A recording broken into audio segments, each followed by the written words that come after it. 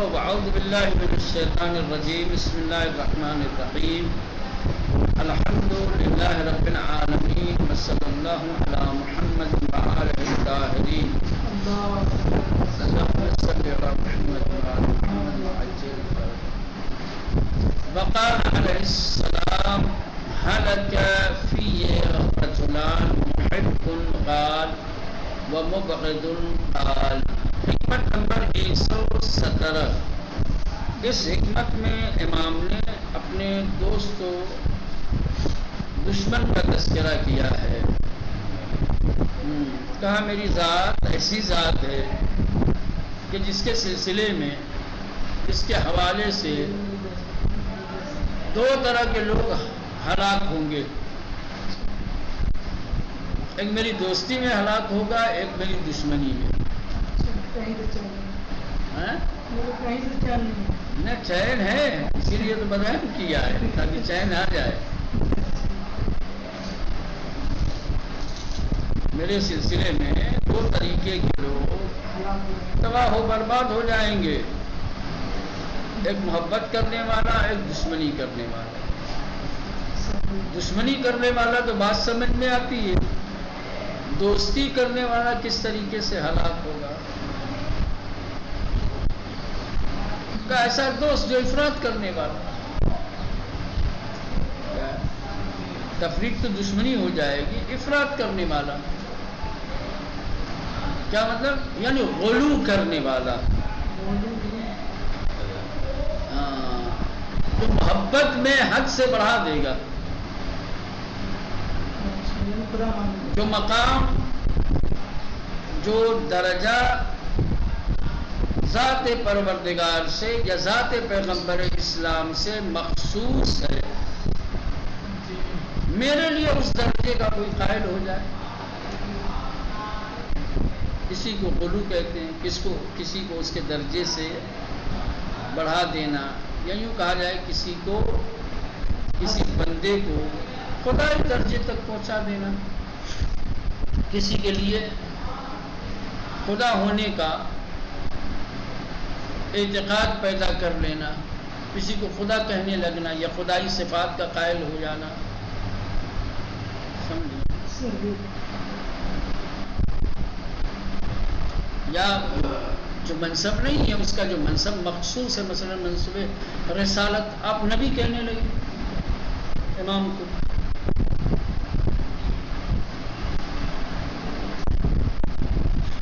اگرچہ یہ ایک بحث ہے کہ منصب امامت منصب نبوت سے بڑا ہوتا ہے, لیکن یہ نبی کریم کے نبوت والی نبوت, سمجھ رہے ہیں, نبوت عامہ نہیں, کیونکہ آپ آخری نبی ہیں. سمجھ رہے ہیں, یہ غلو ہے. آخری نبی نبی کریم ہے. حضرت محمد مصطفیٰ صلی اللہ علیہ وآلہ وسلم ہے. نبوت کا یہ درجہ مخصوص ہے آپ کی ذات سے. کسی اور کو یہ منصب دیا جائے, غلو ہمیشہ کسی کو اس کے مقام اور اس کے درجے سے بڑھا, محبت میں بڑھایا جاتا ہے, دشمنی میں. تو ایسا محبت کرنے والا کہ جو غلو کرنے لگے, کہ خدا ان کے وجود میں اترتا ہے, خدا حلول کرتا ہے ان کے اندر. سمجھ رہے ہیں, کوئی خدائی امور, کوئی خدائی کام جو مخصوص پروردگار کو کہا جائے کہ یہ کرتے ہیں. مثال کے طور پر رزق کے مالک یہ, رزق کے مالک, رازق ماننے لگو تم. رازق حقیقی خدا ہے, آپ اس کو چھوڑ کر کے کسی اور کو رازق حقیقی ماننے لگو. غلو, اور غلو کیا ہے؟ کفر ہے. سمجھ رہے ہیں, غلو کیا ہے؟ کفر ہے یا شرک, دو ہی چیز. غلو انسان کو یا منزل کفر تک پہنچاتا ہے یا منزل شرک تک پہنچاتا ہے، اور یہ دونوں انسان کو ہلاک تباہ کرنے والے، کفر ہو چاہے شرک ہو۔ ہم فرماتے ہیں کہ میرے سلسلے میں دو قسم کے، دو طریقے کے لوگ ہلاک ہو گئے یا ہوں گے۔ محب الغال، غلو کرنے والا، محب غلو کرنے والا، چاہنے والا غلو کرنے لگ جائے۔ ومبغض قال، اور ایسا دشمن جو ہمارے خلاف زبان کھولے،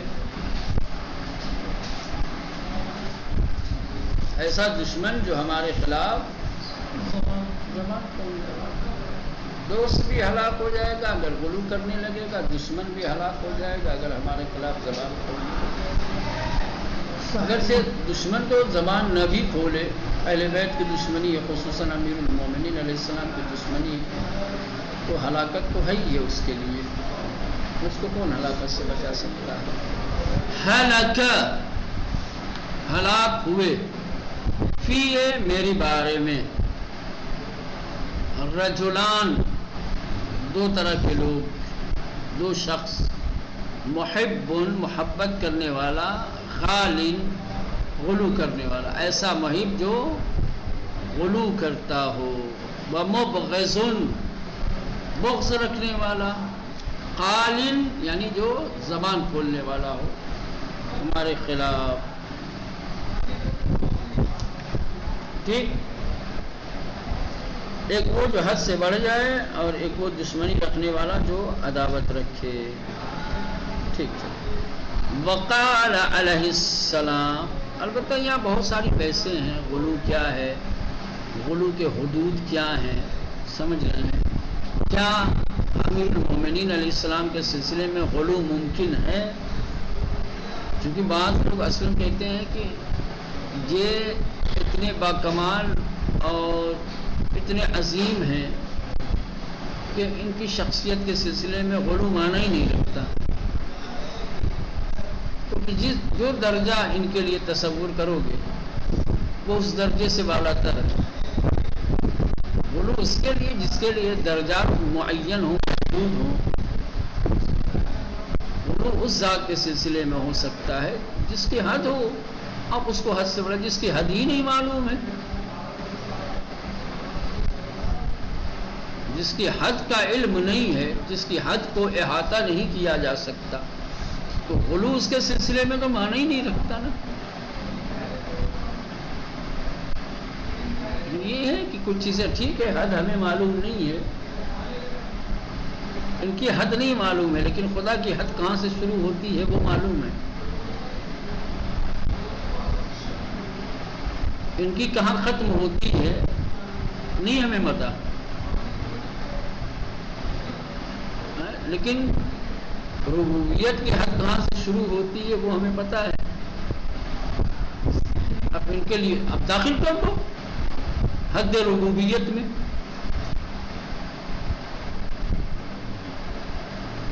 ہے نا؟ ہمیں واقعی انکار نہیں ہے اس بات سے کہ اہل بیت اطہار علیہ السلام کو جو عظمتیں، جو شان، جو مقام، جو درجات اللہ نے عنایت کیے ہیں، اس کا احاطہ ممکن نہیں ہے، ہم اسے درک نہیں کر سکتے، ہم حد بندی نہیں کر سکتے کہ ان کے مقامات کتنے رفیع ہیں، ان کے درجات کتنے بلند ہیں، ان کے فضائل و مناقب کی کیا حد ہے۔ چلیں بس یہ کون تھا؟ اس کے بعد امام فرماتے ہیں وقال علیہ السلام اذاعۃ الفرصۃ غصۃ، اذاعہ ذاع جسم کو اذاعہ، ضائع کرنا، برباد کرنا، ٹھیک؟ فرصہ یعنی فرصت، غنیمت کا وقت، فرصت یعنی غنیمت کا وقت، غصہ یعنی غصہ، رنج و غم، اندوہ۔ امام نے اپنی چھوٹی سی حکمت میں، چھوٹے سے بیان میں غنیمت کے وقت کو غنیمت نہ جاننے یا فرصت کے وقت کو ضائع کر دینے کا جو نتیجہ ہے اس کو بیان فرمایا ہے۔ ڈبل نقصان ہے ایسے بندے کا، ایسے شخص کا جو فرصت کو ضائع کرتا ہے، جو غنیمت کے وقت کو غنیمت نہیں سمجھتا۔ ایک تو وقت چلا گیا، یہی بربادی تھی، فرصت سے فائدہ نہیں اٹھایا، یہ خود ایک تضحیح ہے، نقصان۔ دوسرا نقصان اس کا یہ ہے کہ بعد میں اس کو پشیمان ہونا پڑے گا، رنج و غم میں مبتلا ہونا پڑے گا، افسوس کرے گا 2 سال رہا اسے میں کیا پڑھا، میں 3 سال رہا میں نے کیا کیا، 1 سال رہا، 6 مہینے گزار دیے میں نے حوضے میں جہاں تھا وہیں۔ کوئی بھی سے مثال دے رہا ہے، یہ ہے کہ جو شخص فرصت اور غنیمت کے اوقات کو ضائع کر دیتا ہے، اس کا صحیح استعمال نہیں کرتا، اس کا استفادہ نہیں کرتا، تو پھر بعد میں وہ غم و اندوہ میں مبتلا ہوتا ہے۔ یہ غم و اندوہ جو فرصت کے گزر جانے کے بعد ہے، وہ اسی فرصت کا صحیح فائدہ نہ اٹھانے کا نتیجہ ہے۔ اگر وقت کا صحیح استفادہ کیا ہوتا، فرصت سے لابھ اٹھایا ہوتا، غنیمت کے وقت کو غنیمت سمجھا ہوتا، تو آج یہ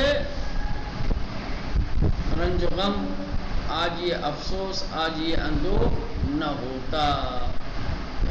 ڈبل نقصان ہوا ہے نا۔ ہم نے ایک ہی بیان کیا، خالی نتیجہ بیان کیا ہے کہ غم و اندوہ فرصت کے ضائع کرنے کا نتیجہ ہے، یعنی پہلے فرصت کے ضائع کرنے کا نتیجہ غم و اندوہ ہوتا ہے۔ اگر غم و اندوہ سے بچنا ہے تو پھر فرصت کا صحیح استفادہ کیجیے، تاکہ بعد میں پشیمان نہ ہونا پڑے، شرمندہ نہ ہونا پڑے، بعد میں غم و اندوہ میں مبتلا نہ ہونا پڑے۔ اضاعت الفرصت غصۃ،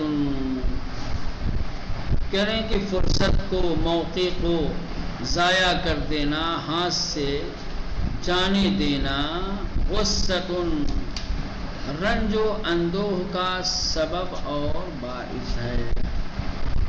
ٹھیک واضح تھا۔ چلے، وقال علیہ السلام،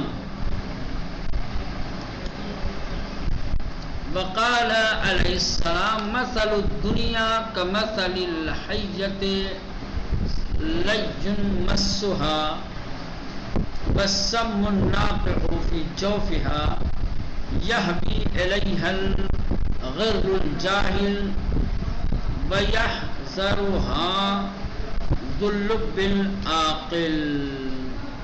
بہترین دنیا کی ایک تصویر پیش کی ہے، دنیا کی ایک ایسی مثال پیش کی ہے کہ جو مثال بڑی ملموس ہے، سمجھ رہے ہیں، بڑی خوبصورت مثال ہے۔ واقعی دنیا کی مثال اتنی خوبصورت سوائے امیر المومنین کے یا معصومین علیہ السلام کے اور کوئی بیان بھی نہیں کر سکتا، اس لیے کہ حقائق کی معرفت اور حقائق کا علم انہی کے پاس، سمجھ رہے ہیں۔ بہترین تصویر پیش کی ہے کہ جس سے دنیا کے چاہنے والوں اور دنیا کی طرف رغبت رکھنے والوں کی نادانی کا بھی علم ہو جائے گا، سمجھ رہے ہیں، اور جو لوگ دنیا سے بے رغبت ہیں، دنیا کی طرف بہت زیادہ توجہ نہیں دیتے، یا یوں کہا جائے کہ محبت دنیا میں جو لوگ گرفتار نہیں ہوتے، ان کی عقل مندی اور ان کی سمجھداری کا بھی اندازہ ہو جائے گا۔ دنیا کی مثال پیش کی ہے، کہا ہے کہ دنیا सांप की तरह है। दुनिया क्या है? सांप के मानंद तरह है, सांप के मानंद जैसी है। सांप की तरह है कि जिसका ज़ाहिर बिल्कुल नर्म मुनासिब चमचमाता हुआ। जिसका ज़ाहिर क्या है मौलाना? बिल्कुल नर्म मुनासिब। सांप कभी छुआ है कि नहीं? हाथ से मरने के बाद ही सही, नहीं छुआ। हाथ लगाया कभी सांप को? मैं सवाल करूँ, बोलो हाँ या नहीं, कभी छुआ हो तो? मैंने तो बारह छुआ है, इसलिए मैं कह रहा हूँ बड़ा नर्म होता है। हाँ, सांप ऊपर से बड़ा नर्म होता है। हाँ, नर्म नाजुक है ऊपर से, लेकिन उसके अंदर जहर कातिल भरा हुआ है।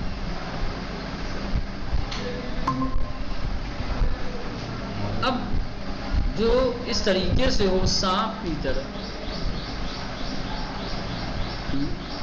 जो जाहिर को देखेगा वो क्या करेगा? वो तो दीवाना हो जाएगा, क्योंकि आदमी हर नर्म नाजुक चीज को पसंद करता है। इंसान की तबीयत नर्म नाजुक चीज की तरफ मायल होती है, नहीं? तो जो जाहिर को देखता है वो नादान है, जो गिरफ्तार हो जाता है, फरेफ्ता हो जाता है, दिल दे बैठता है कितनी नर्म।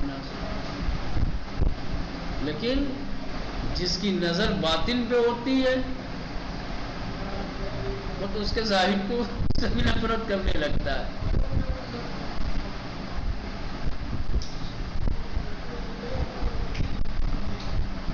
वो अपने आप को इससे क्या करता है मौलाना?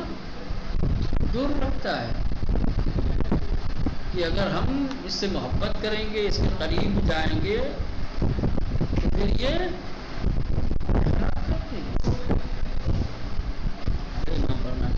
दुनिया की मिसाल मतल दुनिया, दुनिया की मिसाल कमतल हैया, सांप जैसी है, लज्जिन नर्म नाजुक, मस्सुहा छूने पे आपको पता चलेगा कि कितना नर्म नाजुक है।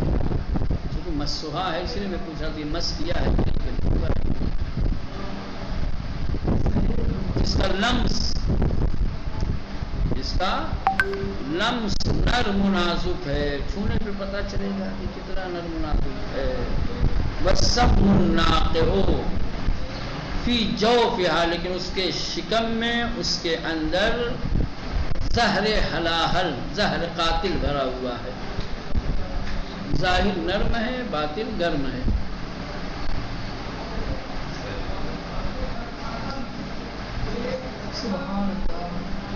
ज़ाहिर बड़ा खूबसूरत है, लेकिन उसका बातिन उतना ही बखीम और ख़तरनाक है।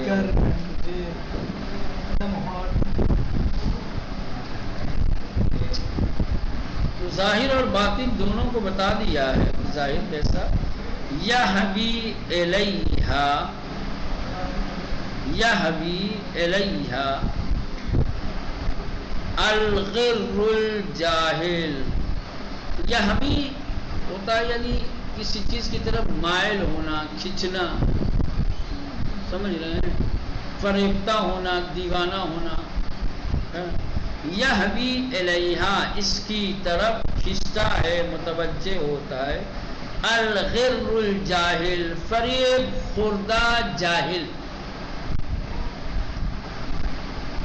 फरेब खुर्दा जाहिल ही इसकी तरफ, फरेब खुर्दा जाहिल ही इसकी तरफ खिंचता है, इसकी तरफ मायल होता है, इसकी मोहब्बत में गिरफ्तार होता है।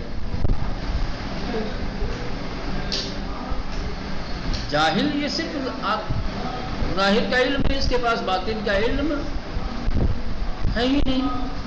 अब उसके नरमी को देखकर, उसकी लताफत को देख करके उसके फरेब में आ गए, ठीक उसका दीवाना हुआ जा रहा है। वयहदरुहा, और इससे दूरी बनाता है, उससे बच कर रहता है।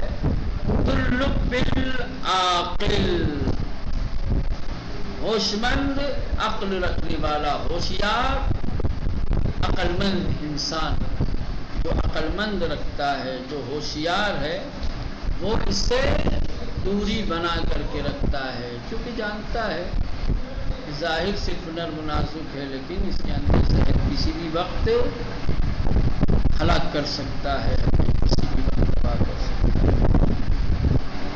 وہاں پہ اتنی خوبصورت خوبصورت مثالیں اہل بیت اطہار علیہ السلام نے دنیا کی دی ہیں، لیکن پھر بھی محبت دنیا دل سے نکلتی نہیں۔ صحیح، ایک دم صحیح کہا جناب آپ نے۔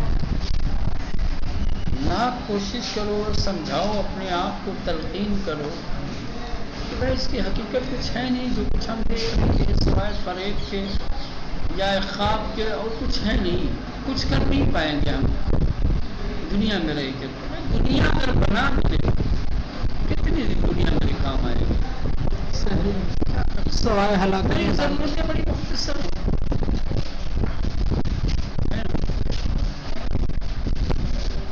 دو روٹی اگر وقت پر ملتی ہے میرا پیٹ بھر جائے گا، پوری دنیا کا اناج میرے گھر میں ہو کیا کھانی دو ہی روٹی ہے۔ 50 شہروں پہ میرا قبضہ ہو، 50 شہروں پہ میری حکومت ہو، دنیا میری اسیر ہو، ساری شہروں میں پیر پھیلا کے تو نہیں سو سکتا نا۔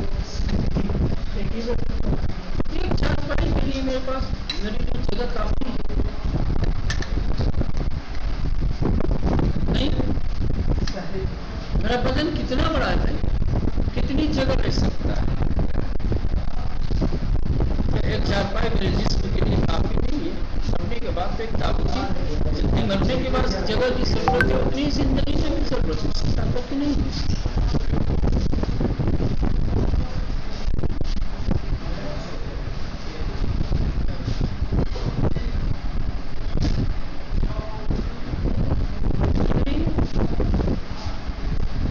دل کھانے نہیں ہوتا، دل مانتا نہیں ہے، کم پہ کیوں ایسا جناب؟ کیوں ایسا؟ ایسا نہیں ہے کہ ایمان کی کمزوری ہے۔